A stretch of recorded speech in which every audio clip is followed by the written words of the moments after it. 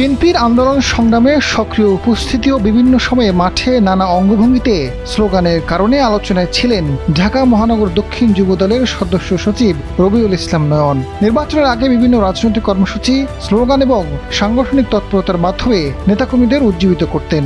সেই পুরস্কার হিসেবে মহানগর থেকে কেন্দ্রীয় নির্বাহী কমিটিতে স্থান পেয়েছেন তিনি। সংগঠনের 151 সদস্য বিশিষ্ট কমিটির 42তম স্থানে ঠাঁই হয়েছে আলোচিত এই নেতার।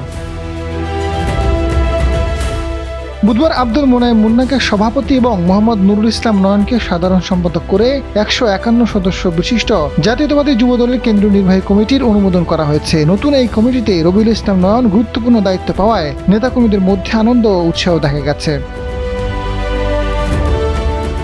অনেকদিন ধরে ছাত্রদল ও যুবদলের রাজনীতির সঙ্গে সক্রিয়ভাবে যুক্ত রবিউল ইসলাম নয়ন মাঠ পর্যায়ের একজন পরিচিত মুখ হয়ে উঠেছেন। ছাত্রদলের রাজনীতি থেকে উঠে এসে তিনি যুবদলের বিভিন্ন কর্মসূচিতে সক্রিয় ভূমিকা পালন করেছেন।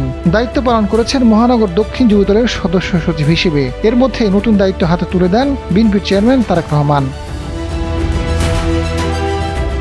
দলের চেয়ারম্যানের আস্থাভাজন নেতাদের একজন হিসেবে রবিউল ইসলাম নয়ন নতুন কমিটিতে যুগ্ম সাধারণ সম্পাদক পদের দায়িত্ব পেয়েছেন।